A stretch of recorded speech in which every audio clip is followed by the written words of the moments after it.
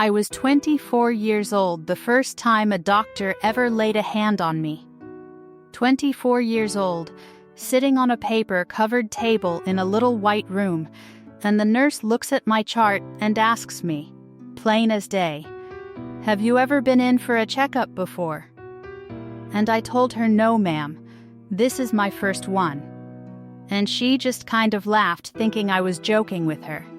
But before I tell you what happened in that room, before I tell you what that doctor said when she looked at my hands, my back, my feet, the scars on my arms, and asked me how in the world I was still walking around on this earth, I want you to do something for me.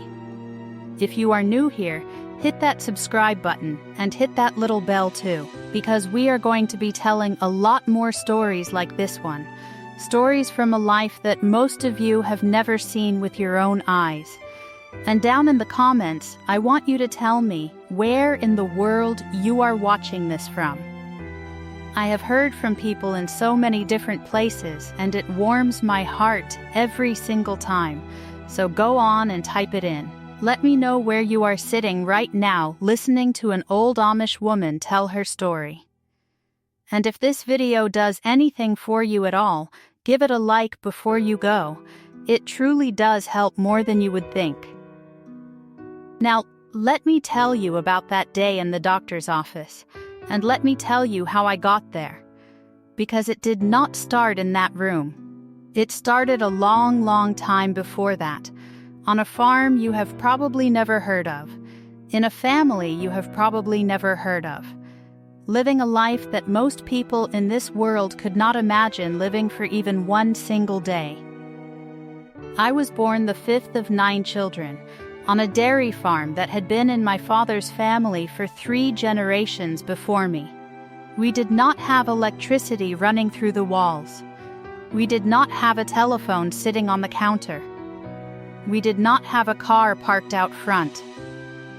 What we had was land, and animals, and each other, and a faith that told us this was enough, that this was more than enough, that this was exactly the life the good Lord intended for us to live. My mother birthed all 9 of us at home, with nothing but a midwife from down the road and my grandmother standing over her with a basin of hot water and a stack of clean rags. There was no hospital involved. There was no doctor involved.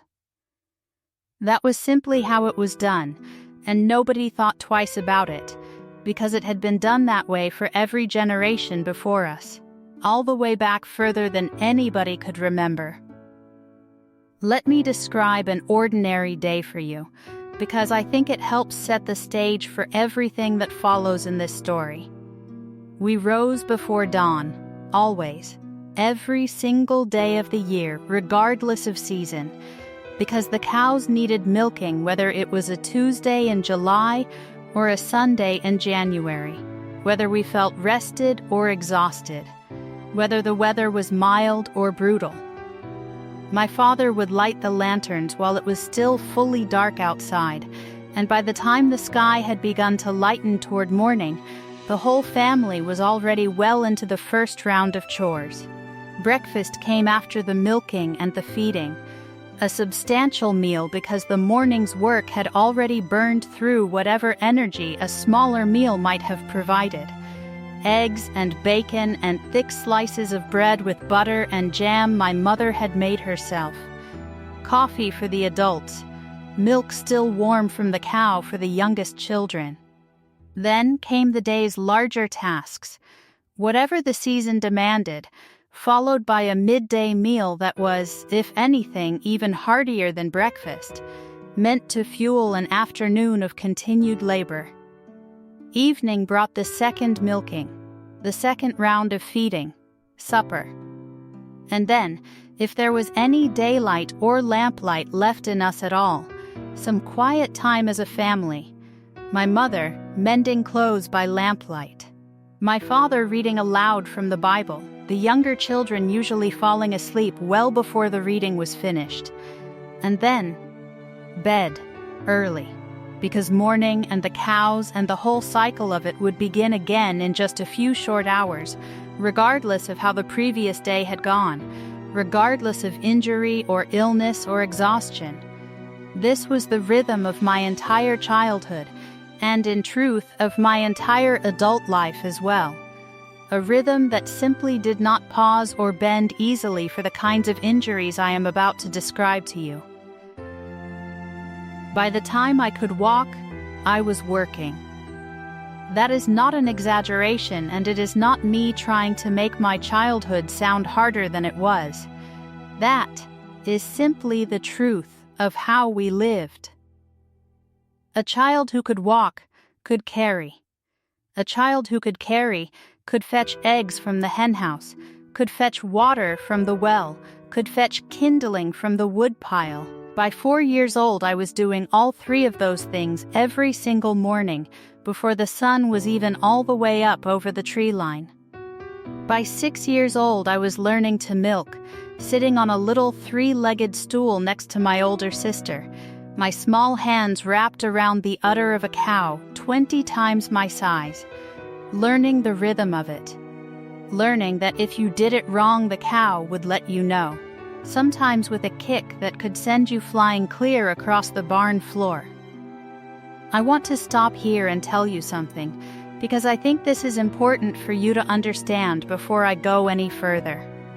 The life I am describing to you was not a sad life. It was not a life of suffering that I am looking back on with regret or bitterness. It was hard, yes. It was physical in ways that most people alive today simply cannot fathom. But it was also full of purpose, full of family, full of a kind of satisfaction that comes from working with your hands and seeing the direct result of that work.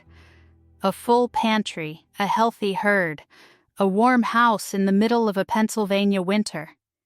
I would not trade that childhood for anything, even knowing everything I know now, even knowing what it did to my body over the years, even knowing, as I sit here now in my old age with aching joints and a back that never quite forgave me for the years I asked of it, exactly how heavy that particular kind of upbringing truly was. But I do want you to understand the weight of it, because that weight is exactly what that doctor was seeing when she looked at me on that table 24 years into my life.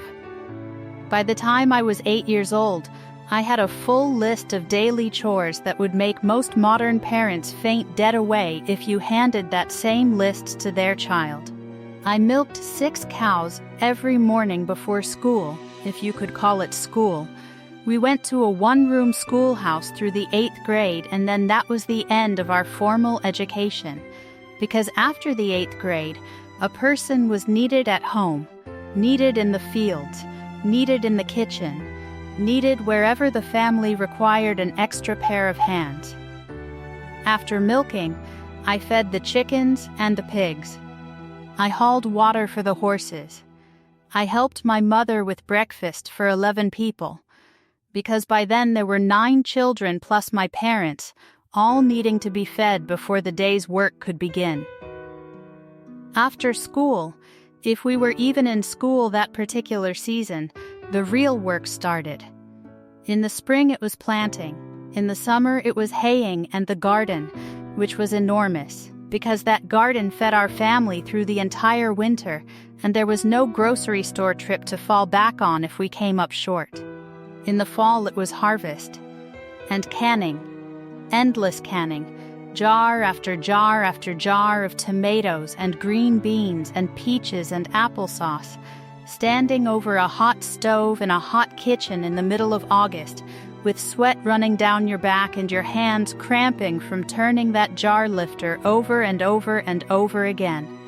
In the winter it was still milking, still feeding, still hauling wood, still doing everything that needed to be done regardless of how cold it was or how deep the snow had piled up against the barn door.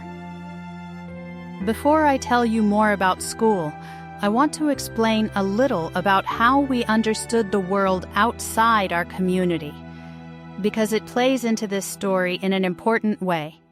We call anyone who is not Amish English, regardless of where their family actually came from generations ago. And growing up, my contact with the English world was fairly limited but not entirely absent. We traded with English shopkeepers in town for the supplies we could not produce ourselves: cloth, certain tools, sugar and coffee and other goods that did not come from our own land. We hired English drivers for longer trips that were impractical by buggy, and occasionally English neighbors would stop by our farm, curious or friendly, and my father always treated them with the same warm hospitality he extended to anyone, English or Amish alike. But there was always an understood separateness to these interactions, a sense that we were guests in each other's worlds rather than truly part of the same one.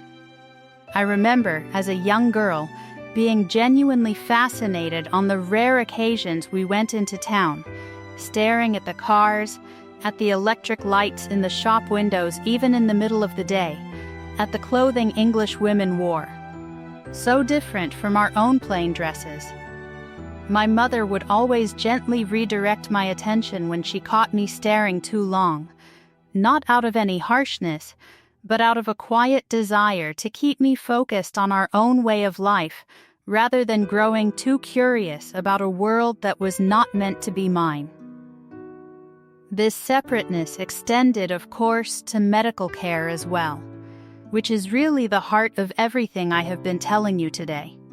Doctors, hospitals, all of that belonged to the English world, a world we could step into when genuinely necessary, the way we might step into an English shop to buy sugar, but not a world we were meant to live inside or depend upon for our everyday needs. I think this framework, more than any single rule or church teaching, is what shaped my own reluctance and my family's reluctance to seek medical care for all those years of injuries I have described to you, right up until that day at 24, when the severity of my circumstances finally pushed us across that particular boundary.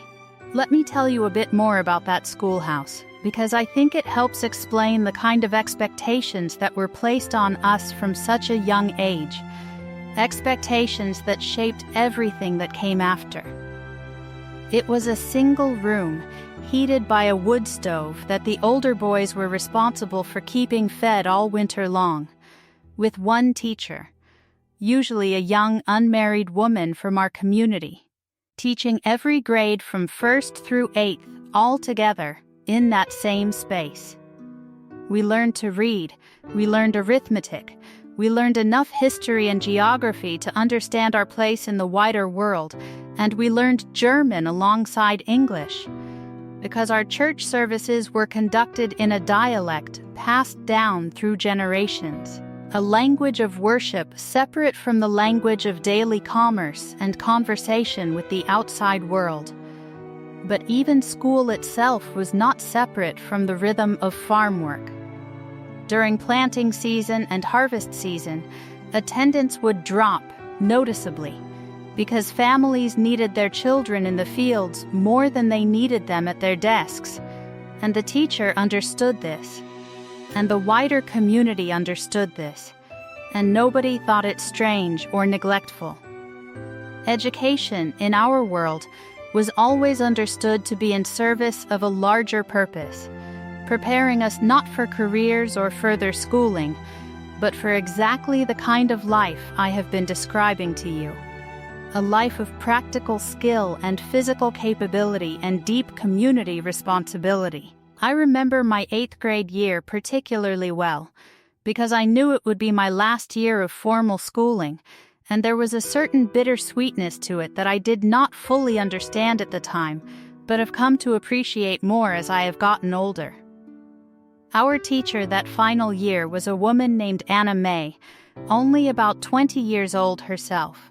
And she took a particular interest in making sure the older students, the ones about to graduate into full adult responsibility, had a solid grounding not just in academics, but in the values she felt we would need going forward. She used to tell us that the schoolhouse gave us tools, but that the real education, the education that would matter most for the rest of our lives, would happen at home, in the fields, in the kitchen, and in church. And I have found over the many decades since that she was entirely correct in that assessment. I broke my first bone when I was 9 years old. I fell out of the hayloft. We were up there playing after chores were done, my brother Amos and I, jumping from one section of hay to another, and I misjudged the distance and went straight down through a gap onto the barn floor below. I landed on my left arm, and I remember the sound before I remember the pain. A sound like a green branch snapping. Sharp and wet sounding somehow, even though there was nothing wet about it. My father carried me into the house, and my mother set the bone herself, right there at the kitchen table, with my father holding my shoulders down and my older sister holding my legs, and my mother pulling that arm straight and setting it with a splint made from a piece of kindling wood and strips of cloth torn from an old bedsheet. There was no doctor called. There was no hospital visit. There was no X-ray to confirm the break was set properly. There was my mother's hands and her years of experience setting bones on animals and occasionally on people, and there was my father's strength holding me still, and there was my own gritted teeth and the tears I was not allowed to be ashamed of but was expected to stop crying fairly quickly regardless. That arm healed. It healed a little crooked, if I am being honest with you. If you look closely at it even now, you can see it does not sit quite as straight as the other one. But it healed, and within 6 weeks I was milking again. Splint and all, because 6 weeks was about as long as anybody could afford to have one less pair of working hands in that household. That was the first time. It was not the last. When I was 11, I was kicked by a horse while cleaning out a stall. The horse's name was Duke, and he was normally as gentle a creature as you could ask for. But something spooked him that morning, I never did find out what, and his back leg caught me square in the ribs and sent me flying into the stall wall. I could not breathe for what felt like an hour but was probably only a minute or two. My father came running when he heard me cry out, and he found me curled up on the ground gasping like a fish out of water. 2 ribs were cracked, we found out later. Though we did not know it that day, we simply knew that breathing hurt something terrible and that any movement at all sent a white, hot pain shooting through my side. My mother wrapped my ribs tight with strips of cloth, the same way you would wrap a sprained ankle, and she told me to breathe as shallow as I could stand to for the next several weeks, and to avoid any heavy lifting. Do you know what avoid heavy lifting means on a working farm with 11 mouths to feed? It means you still milk, but you milk slower, and you let your sister carry the full pails. It means you still work in the garden, but you kneel instead of bend, and you let someone else carry the water. There is no such thing as complete rest on a farm like ours. There is only modified work, work adjusted around the injury, work that continues regardless because the cows do not care that your ribs are cracked. They still need milking twice a day, every single day, with no days off, no matter what. I should also tell you about the burns, because those left their own marks that the doctor noticed and asked about that day. When I was 12, I was helping my mother render lard in a large cast iron pot on the stove, a task that requires standing over bubbling hot fat for a long stretch of time, stirring constantly so it does not scorch. My sleeve caught the edge of the pot as I reached to adjust the heat, and hot fat splashed up across my forearm before I could pull away. The pain was immediate and blinding, and I remember screaming and my mother rushing over, plunging my arm straight into a basin of cool well water that, thank goodness, happened to be sitting nearby from the morning's washing. She treated that burn with a salve she made herself, a mixture of rendered tallow and comfrey and a few other herbs from her garden that she had learned to grow and prepare from her own mother, who had learned it from her mother before that. This kind of knowledge, this deep well of home remedies and herbal treatments, was as much a part of our education as anything we learned in that little schoolhouse, and my mother was particularly gifted in it, known throughout our community as someone families could turn to when illness or injury struck and a doctor was not going to be called. She knew which plants brought down a fever, which poultices drew out infection from a wound, which teas eased the pain of a woman in labor, and which combinations could do real harm if used incorrectly. A body of knowledge she guarded carefully and passed down selectively, teaching me and my sisters piece by piece as we grew old enough to be trusted with it. That burn on my arm healed into a scar about the size of my palm, slightly discolored. The skin there still today a bit shinier and smoother than the surrounding skin, a permanent reminder of that afternoon at the stove. It was one of several scars the doctor asked me about that day in her office, tracing her finger lightly along its edge and asking what had caused it. And I remember watching her write thermal burn, untreated, healed without medical intervention on my chart, her handwriting growing a little more clipped, a little more concerned with each new item she had to add to that growing list. I want to tell you about the scars on my hands next, because that is one of the first things that doctor noticed when she took my hands in hers that day at 24 years old. My hands do not look like the hands of a 24-year-old woman. They never have, not since I was maybe 15 or 16. They are hands that have been cut by scythes and sickles more times than I could ever count. They are hands that have been burned by stovetops and by the metal handles of canning pots that got too hot to hold safely, but got held anyway because there was work to finish and no time to wait for gloves or for the metal to cool. They are hands with knuckles swollen slightly larger than they should be, from years and years of repetitive strain. From milking and kneading bread dough and wringing out wet laundry by hand in a wash basin because we did not have a machine to do it for us. There is a scar across my right palm from a scythe that slipped while I was cutting wheat when I was 14. I was cutting alongside my father and my older brothers, all of us moving in a rhythm across the field.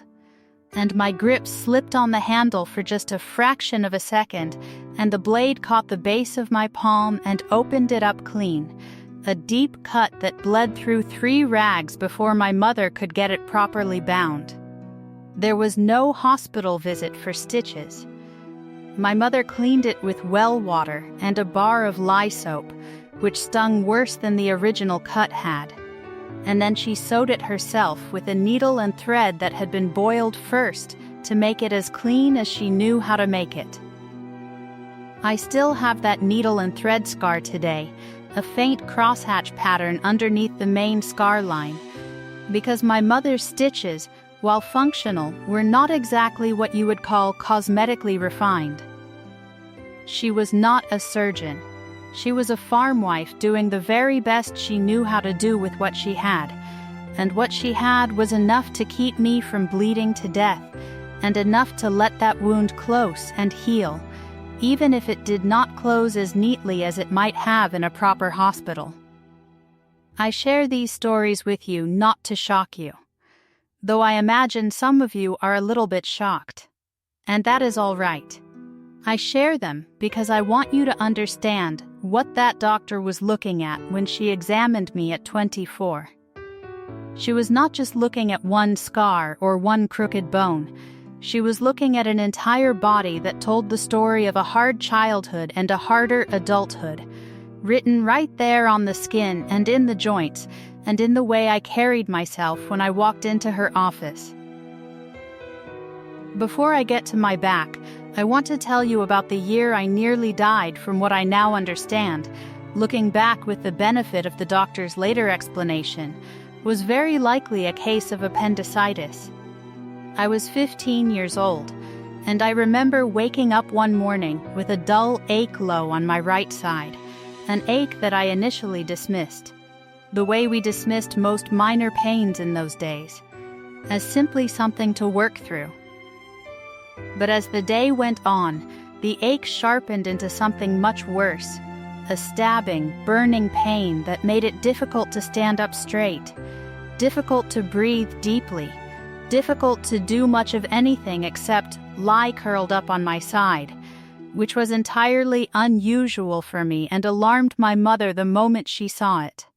By that evening I had a fever, and my mother, growing increasingly worried, tried several of her usual remedies: cool cloths for the fever, a ginger tea to settle what she assumed might be some kind of stomach trouble, but nothing helped, and the pain continued to worsen through the night.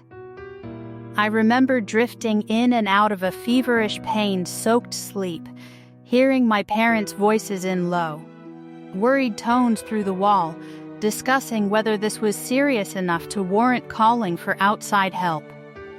By the next morning, my fever had broken on its own, and the pain, while still present, had eased somewhat, enough that my mother decided to continue treating me at home rather than making the trip into town.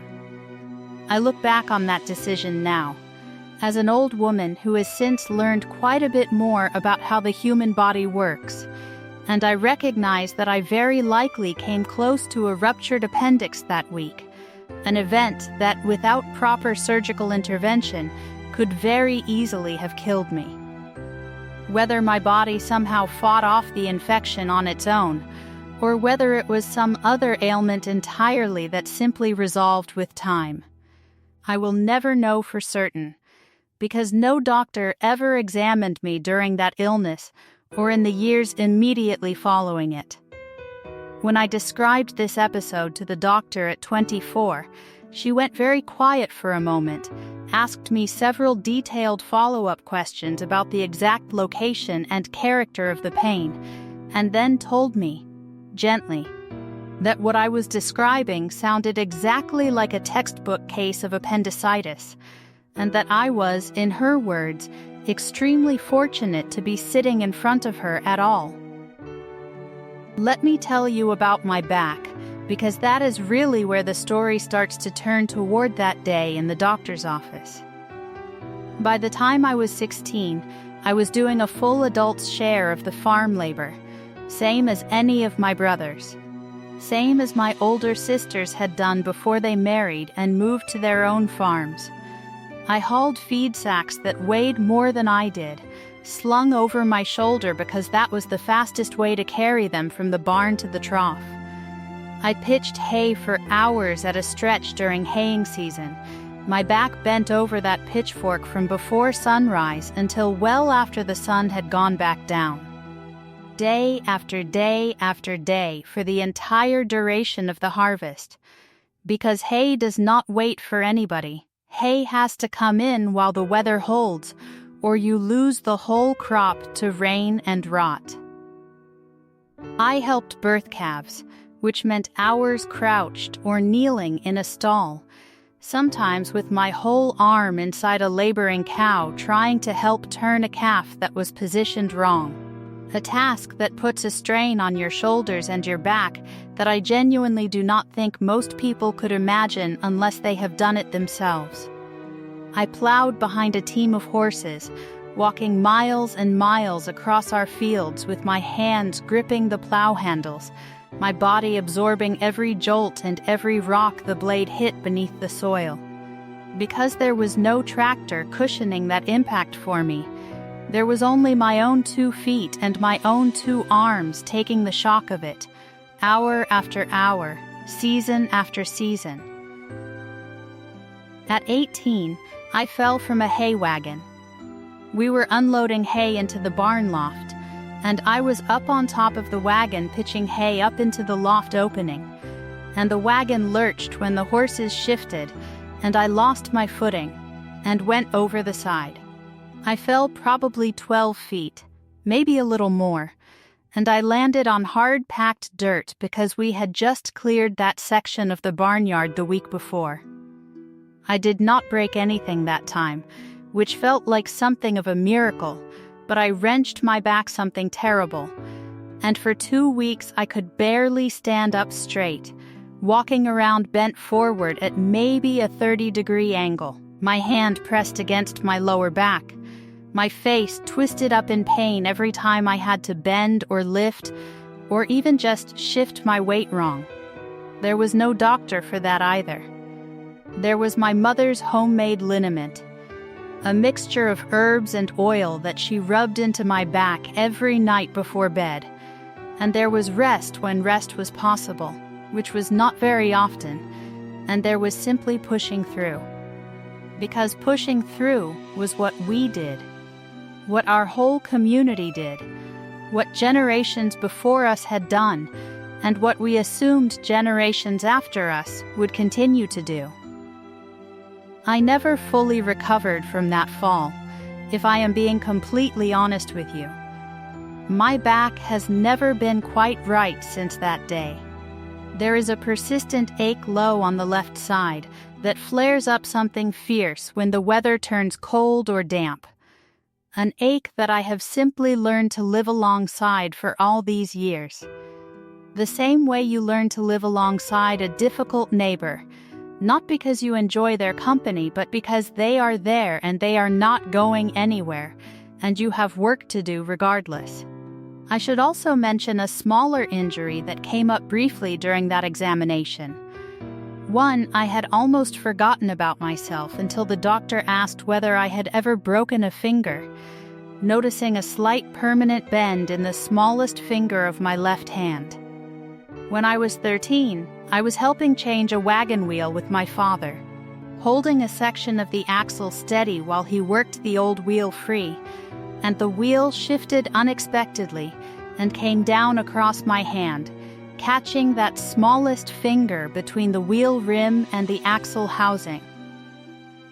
It swelled up dark and painful within minutes, and my mother, upon inspecting it that evening, determined it was broken, but decided, given how minor a single finger injury was compared to some of the other things our family dealt with, that it did not warrant any particular treatment beyond simply taping it to its neighboring finger for a few weeks to keep it stable while it healed.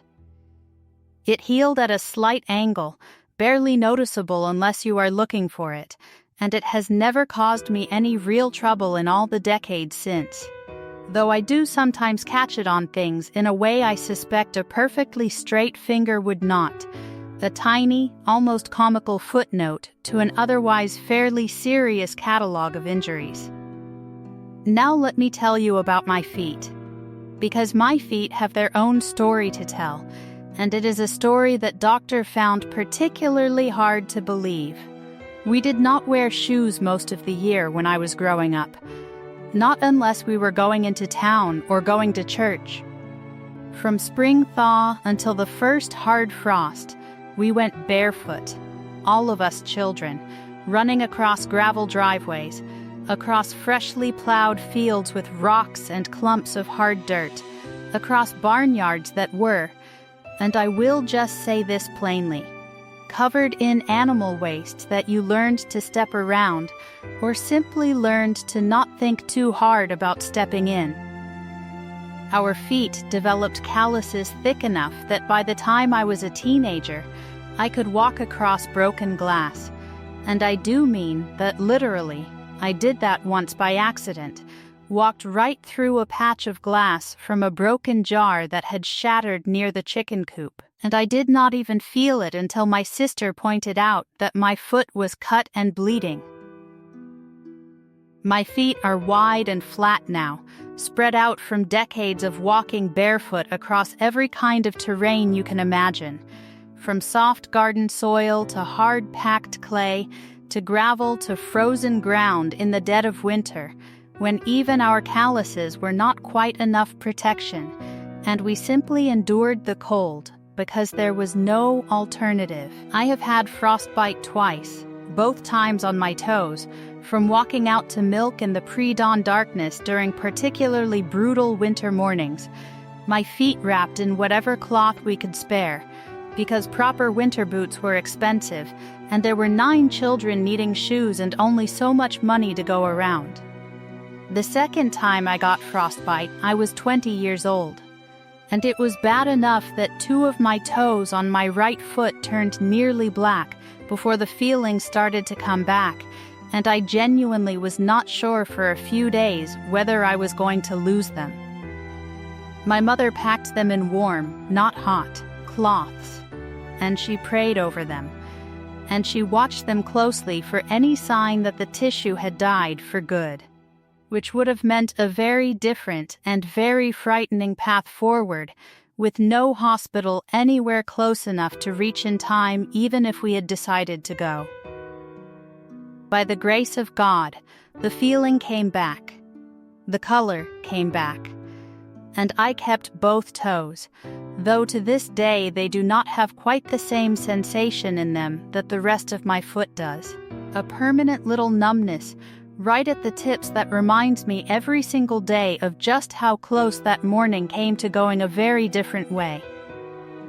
There is one more winter incident I should tell you about before I move on to the year I turned 20, because it too came up during that examination, and it too left its mark on me in ways that lasted far longer than the incident itself. When I was 17, my younger siblings and I were crossing a frozen pond on our property, something we did fairly often in the deep winter months as a shortcut between the back pasture and the house, and the ice, which had held firm for weeks, gave way beneath me without warning. I went straight down into water that felt, in that first instant, less like cold and more like fire. A shocking, breath-stealing cold that I have never fully been able to describe adequately to anyone who has not experienced it themselves. My younger brother, only 12 at the time, had the presence of mind to lie flat on the ice and extend a fallen branch toward me rather than running toward me and risking breaking through himself. A bit of quick thinking that I have always believed likely saved my life that day. I managed to grab hold of that branch, and between my own frantic efforts and his steady pulling, I hauled myself back up onto solid ice, and we half ran, half stumbled the considerable distance back to the house, my clothes freezing stiff against my body in the bitter air before we had even made it halfway home. My mother stripped off my frozen clothing the moment we burst through the door and wrapped me in blankets in front of the fire, and I shivered so violently for the better part of an hour that my teeth ached from it. But eventually the warmth returned, and aside from a nasty cough that lingered for about 2 weeks afterward, I suffered no lasting harm from the experience. At least not any harm that revealed itself immediately. The doctor, when I described this incident to her years later, expressed some concern about whether that kind of sudden, severe cold exposure could have caused any lasting cardiac strain, something I had genuinely never considered before, and she made a note to keep an eye on my heart health in any future visits. A small but telling example of just how many angles a trained medical professional considers that would never have occurred to any of us managing our own care at home. I want to tell you now about the year I turned 20, because that year brought me the injury that I believe left the most lasting mark on my body, more than any other single incident in my whole life up to that point. We had a bull on our farm, a big Holstein bull named Samson. And bulls, if you do not know much about farm animals, are not gentle creatures the way dairy cows generally are. They are strong, they are unpredictable, and they require a level of caution that even experienced farmers sometimes underestimate, usually only once. Because underestimating a bull tends to teach you a lesson you do not forget. I was moving Samson from one pen to another, a task I had done probably 100 times before without incident, and for whatever reason that day, he did not want to move where I was directing him, and instead of turning the direction I wanted, he turned toward me, put his head down, and charged. I did the only thing I could think to do in that split second, which was to throw myself toward the fence rail and try to get over it before he reached me. I did not quite make it. His shoulder caught my hip and my leg as I was going over, and the impact threw me the rest of the way over the fence, but not before that impact did some real damage. I landed hard on the other side, and I knew immediately that something was seriously wrong with my leg, because I could not put any weight on it at all, and the pain was unlike anything I had experienced before, sharper and deeper than any broken bone I had felt previously. My father and my brother came running, having heard Samson's bellowing and my own cries, and they carried me into the house. And this time, my parents made the decision that this injury was beyond what home care could handle. This was, I believe, the third time in my entire childhood and young adulthood that outside medical help was brought in, and even then, it was not a hospital visit in the way you might be imagining.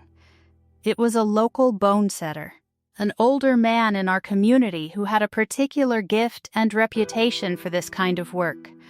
A man who was not a doctor by training, but who had set more broken bones over his lifetime than most orthopedic surgeons see in their entire careers.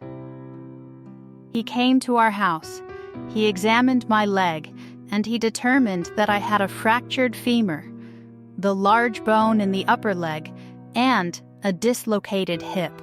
He set the hip back into place himself, right there on our kitchen table again. That same table that had held me through the arm break 11 years earlier.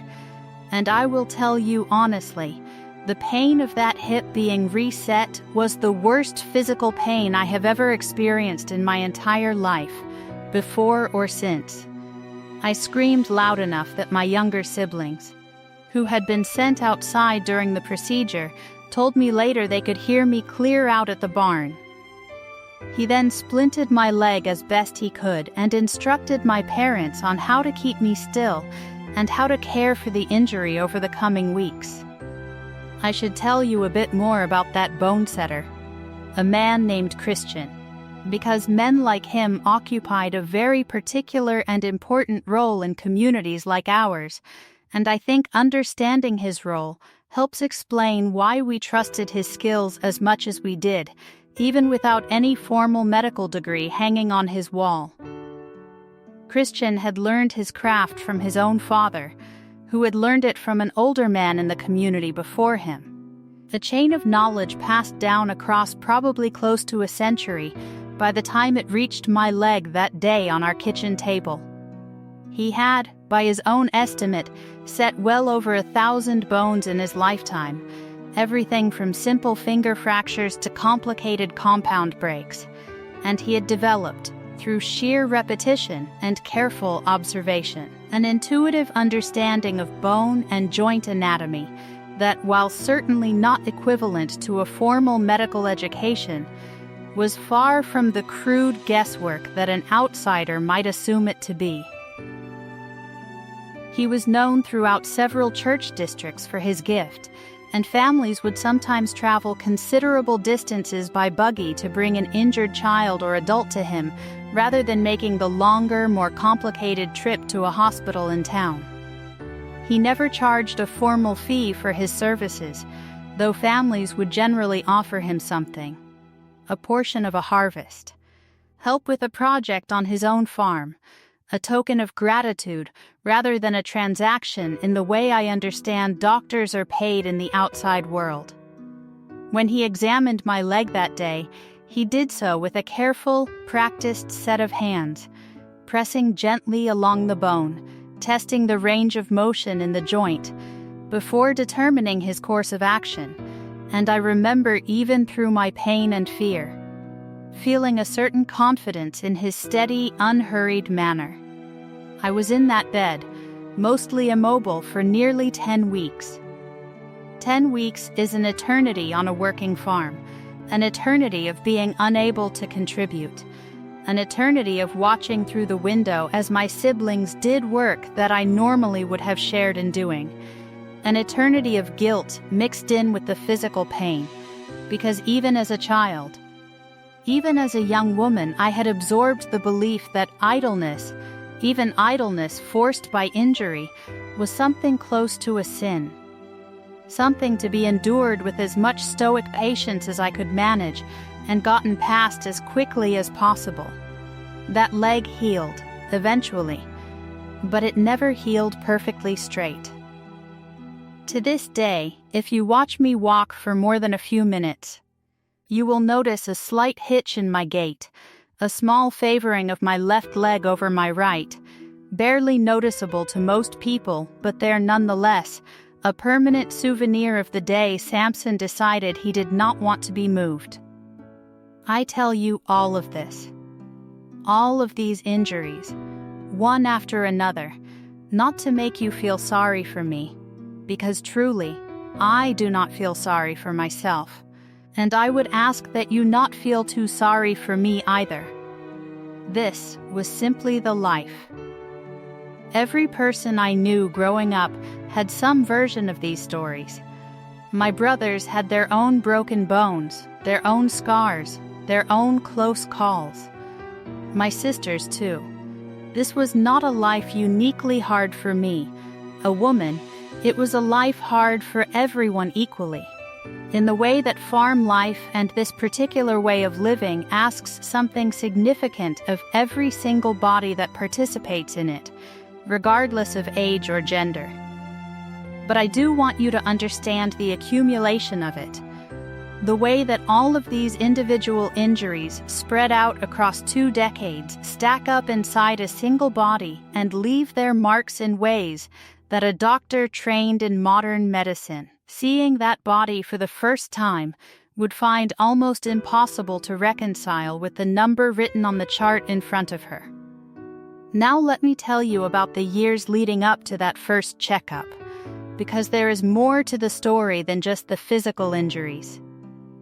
I have talked mostly about my own injuries up to this point, but I want to tell you about my siblings too, because their stories are woven so tightly into my own that I cannot really tell one without the other.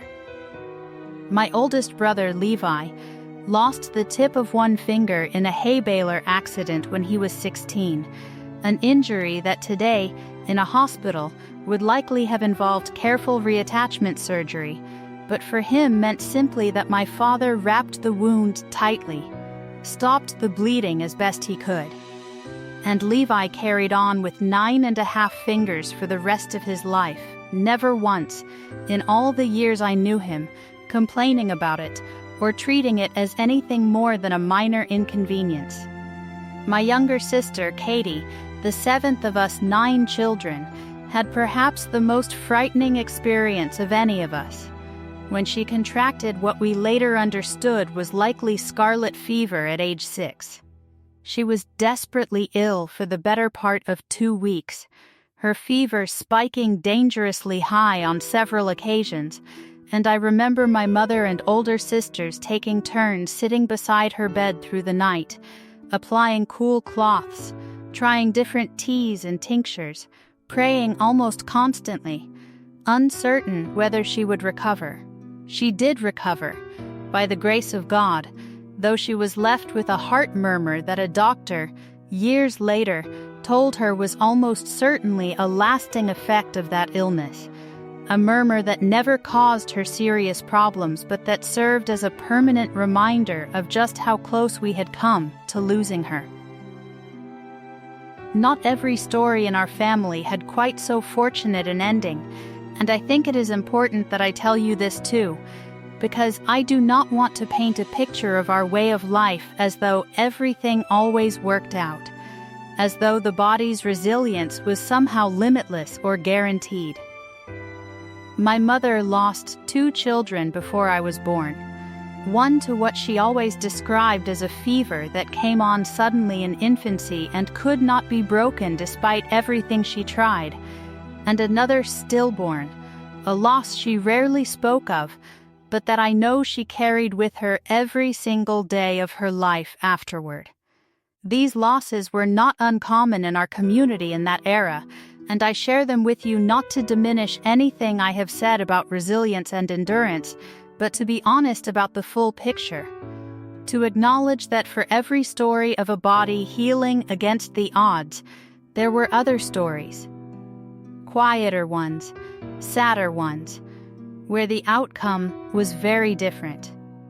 And where perhaps, had a doctor been more readily available, things might have gone another way. Let me tell you a little more about how our community functioned as a whole, because I think it explains so much about why we relied so little on outside doctors and outside help in general, and why that reliance was not born out of stubbornness or suspicion, but out of a genuine, deeply held conviction that we were meant to care for one another directly, with our own hands, rather than paying others to do that caring for us. When a barn burned down, and I witnessed this happen twice in my lifetime, once to a neighboring family when I was a girl, and once, much later, to my own son's barn after a lightning strike, the entire community gathered within days to rebuild it. Men came from every farm in our district and several neighboring districts, bringing their own tools, their own lumber when they could spare it, their own labor freely given without any expectation of payment beyond the meal that would be provided at midday, and the knowledge that the favor would be returned in kind whenever their own turn came to need help.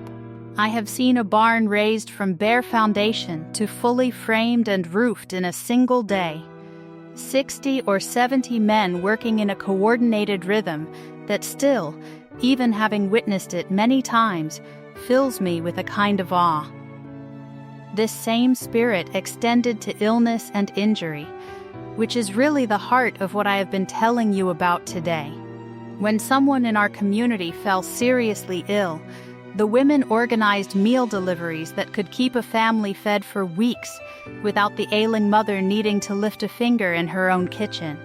When a farmer broke his leg during harvest, as happened to my own brother-in-law one particularly difficult September, the men of the district simply showed up the next morning and brought in his entire crop for him, working his fields alongside their own until the harvest was complete, never once making him feel he owed them anything beyond the same willingness to help when their own turn of misfortune eventually came. And when it came to medical care specifically, we had that shared church fund I mentioned earlier, a fund every family contributed to according to their means, which existed specifically to help cover the costs when a member of our community did need to seek outside medical treatment, whether that was a hospital birth gone complicated, a serious illness requiring specialized care, or, as happened with my own son Jacob's collarbone, simply the accumulated wisdom that certain injuries really did benefit from professional treatment. This fund meant that the decision to seek a doctor was never truly about money in the way I understand it often is for families in the outside world, but rather purely a question of whether the community's own accumulated knowledge and skill was sufficient to address the problem at hand, or whether it had genuinely reached its limits. Before I tell you about my marriage, let me pause here and give you a little glimpse into what courtship looked like in our community, because I think it helps paint a fuller picture of the life I am describing, a life that was not only work and injury and hardship, but also joy and connection, and the ordinary sweetness of young love finding its way within the structure of our traditions. In our community, young people generally began courting in their late teens, and it was a process that unfolded slowly, carefully, under the watchful but not overly intrusive eye of family and church. Sunday evenings, after the main church service and the shared meal that followed it, the young, unmarried people of our district would often gather, sometimes for singing, sometimes simply for conversation, and it was at one of these gatherings, when I was 17, that Eli first asked if he could drive me home in his courting buggy. I want to tell you, my heart nearly leapt straight out of my chest that evening. I had known Eli my whole life, since we were both small children sitting on those same hard wooden benches in that one-room schoolhouse. And I had always found him to be steady, and kind, and quietly funny, in a way that most people did not notice right away, but that I had always appreciated. That first buggy ride home was almost entirely silent. Both of us far too nervous to say much of anything, but by the time he helped me down at my parents' front gate, something had shifted between us. Some understanding had passed unspoken, and from that evening forward, we began courting in earnest. Our courtship lasted about 2 years, mostly conducted through Sunday evening visits and the occasional community gathering, a barn raising, a wedding, a youth singing several districts over that required a longer buggy ride and gave us more time to talk. It was a slow, patient kind of love. Nothing like what I understand modern courtship to look like from what my grandchildren have told me about the outside world, but it suited us, and it suited our community, and by the time Eli formally asked my father for permission to marry me, I do not think either of us had any doubt remaining about the life we wanted to build together. Our wedding day itself was a full community event, as all our weddings are, held at my parents' farm, with nearly the entire church district in attendance, hundreds of people really when you count every family, and a meal that my mother and aunts and sisters had spent the better part of a week preparing, roast chicken, and mashed potatoes, and creamed celery, which is something of a tradition at our weddings, along with more pies and cakes than I could possibly count. I remember very little of the ceremony itself, if I am honest, my nerves having taken over almost entirely. But I remember very clearly the feeling of sitting beside Eli at the corner table reserved for the bride and groom, looking out over that enormous gathering of family and friends, and feeling, for the first time in my life, the particular kind of happiness that comes from knowing exactly where your life is headed, and feeling entirely at peace with that direction. I married when I was 19, to a man named Eli, who I had known since we were both small children in that same one-room schoolhouse.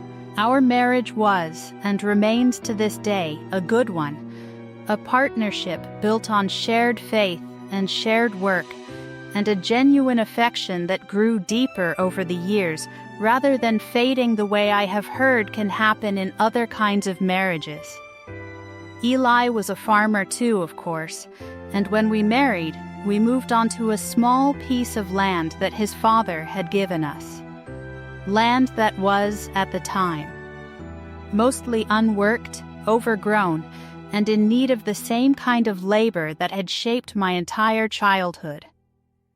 I should mention, too, that our second year of marriage coincided with one of the worst droughts our region had seen in decades, a hardship that tested not only our bodies, but our faith and our resolve in ways that pure physical injury never quite had before. Week after week went by with barely a drop of rain, our young crops withering in fields we had worked so hard to clear and plant, our well level dropping low enough that we had to ration water carefully even for the animals, let alone for ourselves.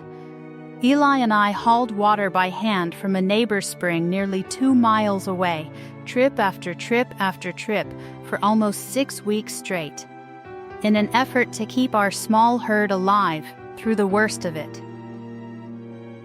I remember the particular exhaustion of that season differently from the exhaustion of physical injury.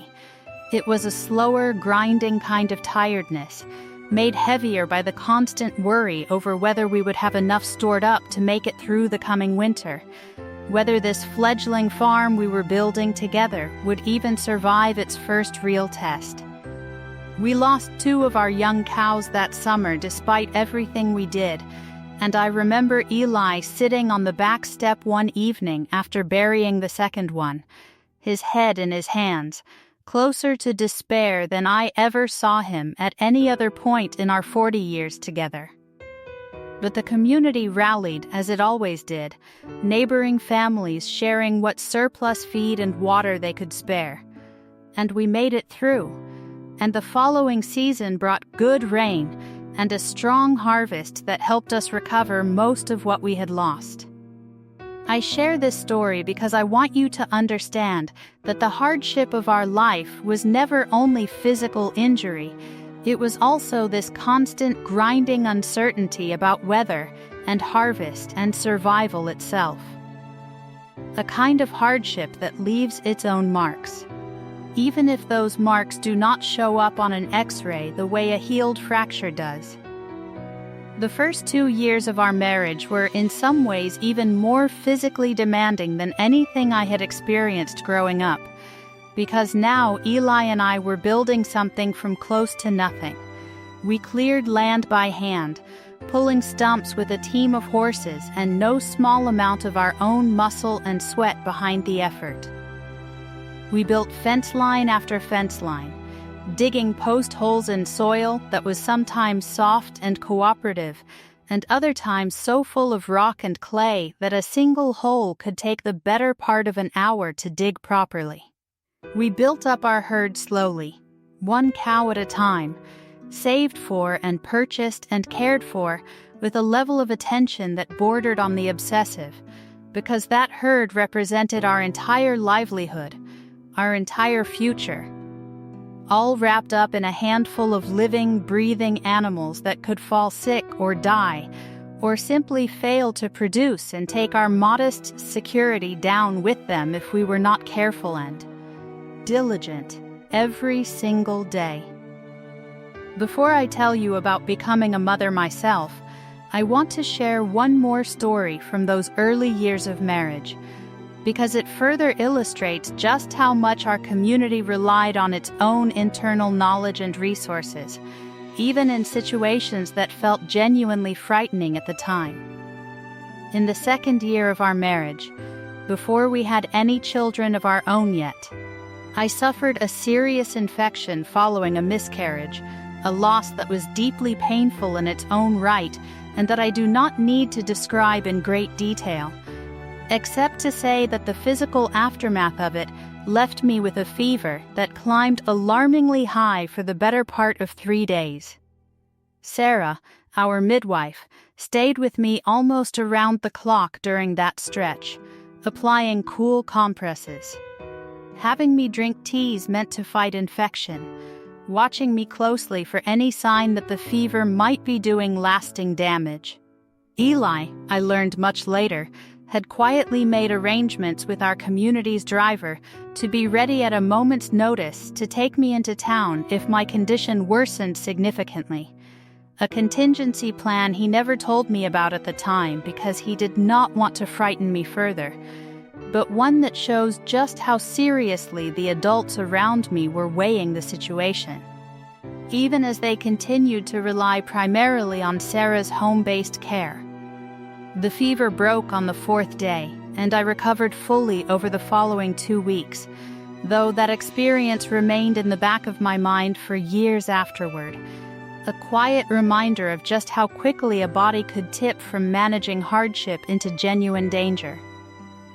I had my first child at 21, a daughter we named Rebecca. I gave birth to her the same way my mother had given birth to all 9 of us, at home, with a midwife present and Eli waiting anxiously in the next room, though I will tell you that Eli's anxiety was, in my opinion, entirely unnecessary given how capable our midwife was, a woman named Sarah who had assisted at more births than she could count, and who guided me through nearly 18 hours of labor with a calm competence that I am grateful for to this very day.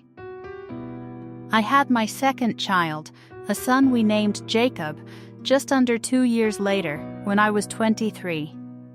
That labor was shorter, mercifully, only about 9 hours, but it was during my recovery from Jacob's birth that something happened that would eventually lead to that day in the doctor's office, the day this whole story is really about. About 6 weeks after Jacob was born, I began having some complications. There was pain that did not seem to be resolving the way it should have, some bleeding that continued longer than Sarah, our midwife, felt comfortable with. And after examining me and consulting quietly with another older midwife from a neighboring community, Sarah came to Eli and me with a recommendation that neither of us had ever really considered seriously before in our entire lives together. She recommended that I see an actual doctor, a real, modern, hospital-trained doctor, because she suspected there might be a retained piece of tissue that her own skills and tools were not equipped to properly address, and if left untreated, it could lead to a serious infection. I want you to understand what a significant thing this was in my community, in my family, in my own mind at the time. It was not that we were forbidden from seeing doctors. That is a common misconception people have about the Amish, that we are somehow religiously opposed to modern medicine. That is not accurate, not for my community anyway.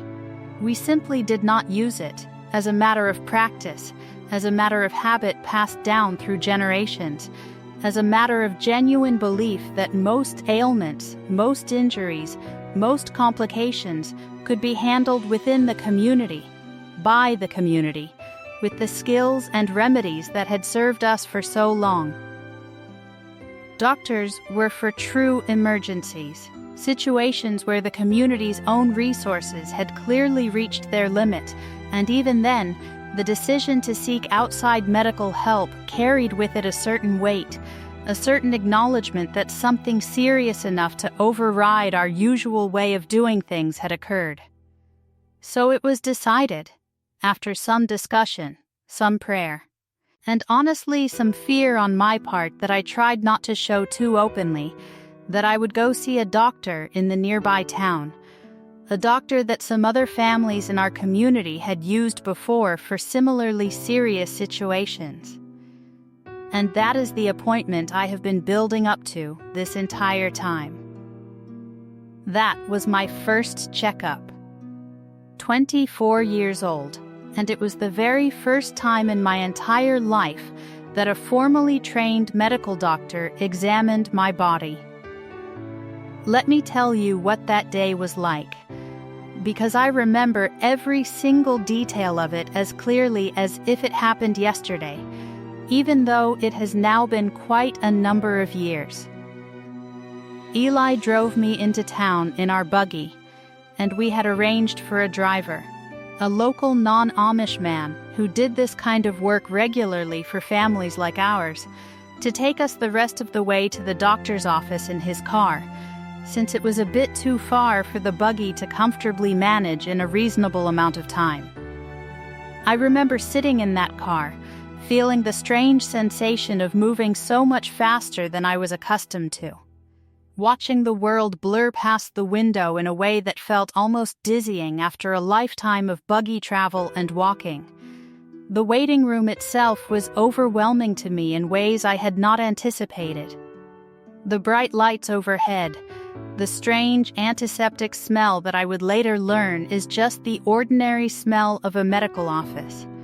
The television mounted in the corner playing some program I did not recognize. The other patients sitting in their chairs looking at their phones, a device I had certainly seen before from a distance but never really been in close proximity to for an extended period. I remember feeling very aware of how I must have looked to everyone else in that room, in my plain dress and my prayer covering.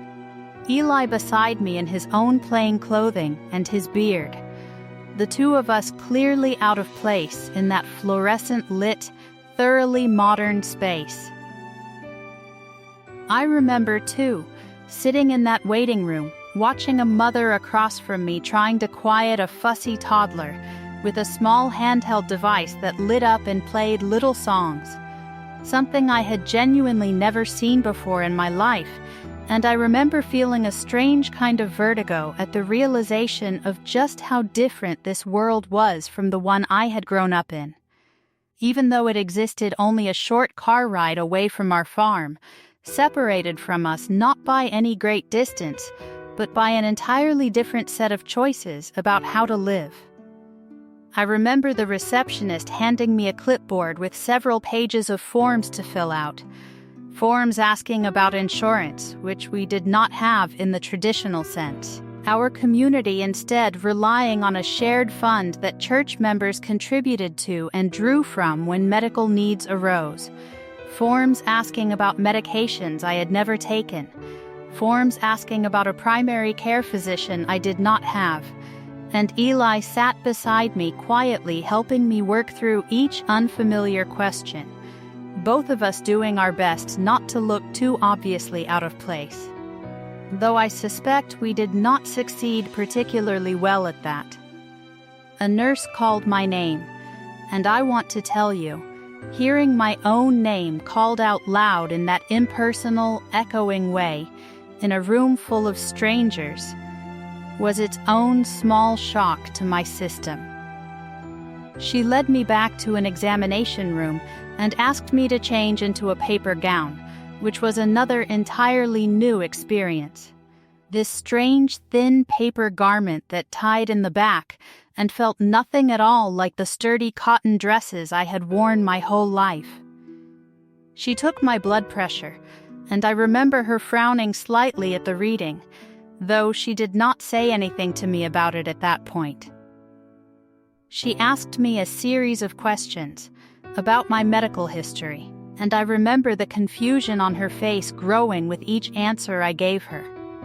No, I had never had a checkup before. No, I did not have a primary care doctor. No, I did not know my blood type.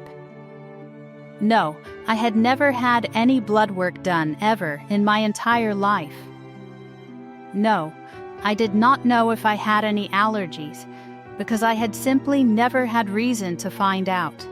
Then she asked about my medical history in terms of injuries and conditions, and this is where things really started to unravel her composure, if I can put it that way. I told her about the broken arm at 9. She wrote that down, nodding slowly. I told her about the cracked ribs at 11. Another slow nod, though her pen seemed to be moving a bit more deliberately now. I told her about the scythe cut on my hand at 14, about the fall from the hay wagon at 18, and the back pain that had never fully resolved since, and by the time I got to the bull incident at 20, the fractured femur and dislocated hip that had never been properly x-rayed or professionally set. She had actually stopped writing altogether and was simply staring at me. She asked me, and none of these were ever treated by a doctor? And I told her, no ma'am, they were treated by my mother, or by a bone setter in our community, or in a few cases, simply left to heal on their own with rest and time. She left the room shortly after that, telling me the doctor would be in soon, and I remember sitting there in that paper gown on that crinkling paper-covered table, feeling a strange mixture of embarrassment and defensiveness, wondering if I had said something wrong, wondering if this was going to become some kind of larger issue, some kind of problem for my family or my community. I did not yet understand that what the nurse was reacting to was not judgment or concern about wrongdoing, but genuine professional astonishment. The doctor came in a few minutes later. She was a woman, probably in her 40s, with kind eyes and a gentle but direct way of speaking that put me at ease almost immediately, despite the strangeness of the whole situation. She introduced herself, and she began the examination in the more immediate way, checking on the complication from my son's birth that had actually brought me there in the first place, and I will spare you the more clinical details of that particular part of the exam.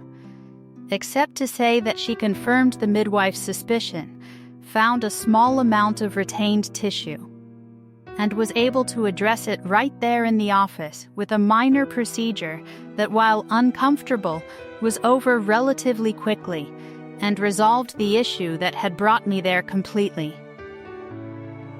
But it was after that, once the primary concern had been addressed, that she asked if she could do a more general examination, given everything she had read in my chart from the nurse's notes, and given, I think, her own professional curiosity about what she was seeing in front of her. I agreed, and that is when things really became interesting. She started with my hands, taking them in hers and turning them over slowly, running her thumb over the scars, over the swollen knuckles, over the thick calluses built up across my palms. She asked about each scar, and I told her the stories, one after another, and I watched her expression shift from professional interest to something closer to genuine disbelief. She moved to my back next, having me sit forward while she pressed along my spine, and she asked me to describe the pain I experienced, when it flared, how severe it was, and I answered as honestly as I could, describing the ache that had lived in my lower back since that fall from the hay wagon at 18. An ache I had simply learned to manage and work around rather than ever expecting it to fully resolve. She examined my hip and my leg, having me walk a short distance across the room so she could observe my gait, and I remember her crouching down on the floor to look more closely at the way my left leg moved differently from my right, and she asked me detailed questions about the bull incident, about exactly how the bone setter had manipulated the joint back into place, about how long I had been immobilized afterward, about whether I had ever experienced any numbness or significant weakness in that leg since. Before she reached my feet, she spent a fair amount of additional time on that hip and leg, asking me to lie back on the table so she could manipulate the joint gently through its range of motion, watching my face closely for any sign of sharp pain as she did. She noted a reduced range of rotation compared to what she would expect in a woman my age, and she asked whether I had ever experienced any locking or catching sensation in the joint, which I confirmed I sometimes did, particularly after long periods of sitting, something I had simply come to accept as normal without ever considering it might be a lasting consequence of that old injury, rather than simply how hips generally felt. She wrote quite a lot on her chart during this part of the examination, occasionally murmuring small observations to herself that I did not fully understand. Medical terminology that meant nothing to me at the time, but that I could tell, from her tone, represented findings she considered significant. She checked my feet last, and this is the moment. This is truly the moment that led to the question in the title of this very video. She was examining my feet, pressing along the arch, checking the numbness in those two toes that had never fully recovered their sensation from the frostbite at 20, and she looked up at me, and she said, and I remember these words exactly because they have stayed with me my entire life since. I am looking at bones that have healed without proper setting, joints that were never given adequate time or support to recover, tissue damage that should have led to lasting nerve issues, and a spine that shows signs of stress injuries that most people your age simply do not have.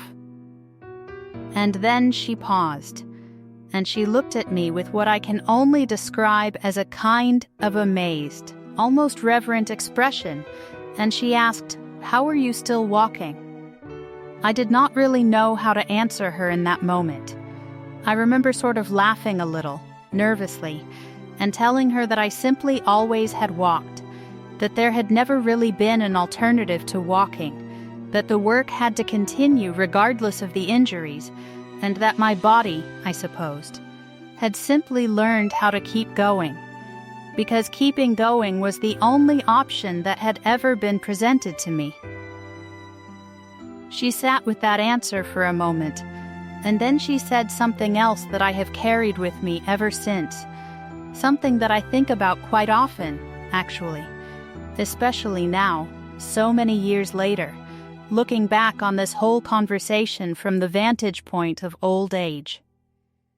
She said that in her medical training, she had been taught extensively about the body's capacity for healing, about resilience, about adaptation, but that most of what she had learned was theoretical, was studied through research papers and case studies, and that standing in front of me, examining a body that had absorbed this much trauma and simply continued functioning, continued working, continued walking, was more instructive to her, more moving to her, than almost anything she had encountered in years of formal practice. She told me that from a purely clinical standpoint, my body should have significant limitations that it simply did not have. She said the femur fracture, given how it had healed, should have left me with a much more pronounced limp and much more significant pain than what I was reporting. She said the back injury should, by all rights, have progressed to something more chronic and more debilitating than what I was describing, especially given that I had continued heavy physical labor throughout the entire recovery period rather than allowing any real rest. She said the accumulation of all these injuries together, stacked one on top of another across 2 decades, should have resulted in a body that struggled considerably more than mine appeared to struggle in daily function. And I remember telling her, in that moment, something that I believe with my whole heart, something that has only grown truer to me with every passing year since that conversation. I told her that I believed the body was made stronger by faith and by purpose, and by the simple daily necessity of continuing on regardless of pain, because when there is work that must be done, when there are children who must be fed, when there is a community depending on you to show up and contribute your share, the body finds a way to accommodate that need. I told her I did not think this made me special or particularly strong. I told her I believed most people, faced with the same lack of alternatives that I had been faced with my entire life, would find that their bodies could do far more than they ever expected if simply given no other choice. Before I continue with the rest of what she told me that day, let me pause for just a moment, because I realize I am now well into this story and I want to make sure you have done those few small things for me if you have not already. Go ahead and tap that subscribe button if you have not, so you do not miss what is still to come, both in the rest of this story and in the stories I have waiting for future videos. And if you have a moment right now, type into the comments where you are joining me from today. I have heard from people sitting in kitchens and cars and break rooms in more places than I ever could have imagined reaching when I first started sharing these stories, and I truly do read every single one. Now, let me get back to that examination room, because there is more the doctor said to me that day that I think is worth sharing. She asked me more about how our community handled illness in general, beyond just the injuries, and I told her about the shared knowledge among the women particularly, the herbal remedies, the poultices, the careful tracking of fevers and symptoms that allowed families to know when something was serious enough to warrant real concern, versus something that would simply run its course with time and rest. She listened to all of this with what I could tell was genuine professional interest, occasionally asking clarifying questions. At one point even asking if she could jot down the name of one particular herb my mother used frequently for reducing fevers, because she said she was curious to look into whether there was any research on its effectiveness. She did not entirely disagree with me, Though as a woman of science, she also offered her own perspective, which I found fascinating and which I have thought about many times since. She talked about something she called pain tolerance being different from pain itself, about how a body and a mind that have never known an alternative to pushing through discomfort develop different neurological pathways for processing that discomfort than a body accustomed to rest and immediate treatment at the first sign of trouble.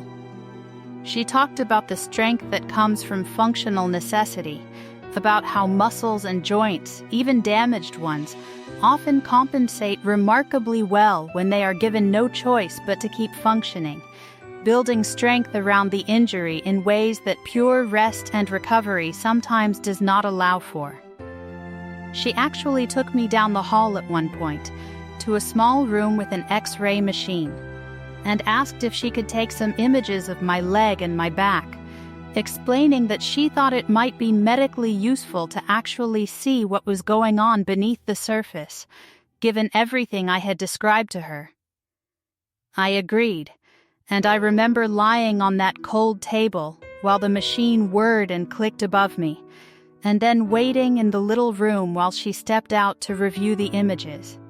When she came back, she had the film in her hands, and she held it up to a lighted panel on the wall so I could see it too, though I will admit I understood very little of what I was looking at beyond the basic shape of bone.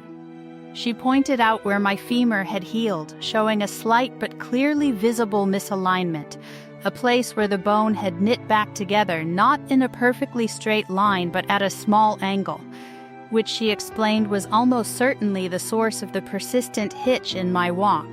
She showed me calcification along parts of my lower spine, a kind of bony buildup that she said was consistent with repeated stress injuries that had never been given adequate time to heal before further strain was placed on them.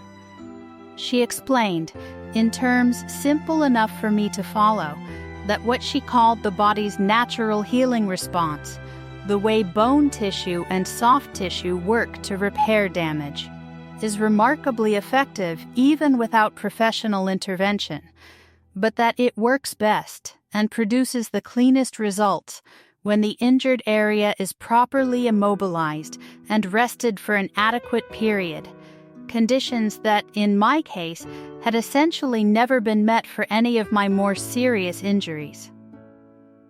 She also talked to me a little about the nervous system, explaining that pain signals travel along particular pathways in the body, and that repeated exposure to significant pain, especially from a young age, can actually change the way those pathways function over time, not eliminating the sensation of pain, but altering the threshold at which the brain registers it as urgent or debilitating.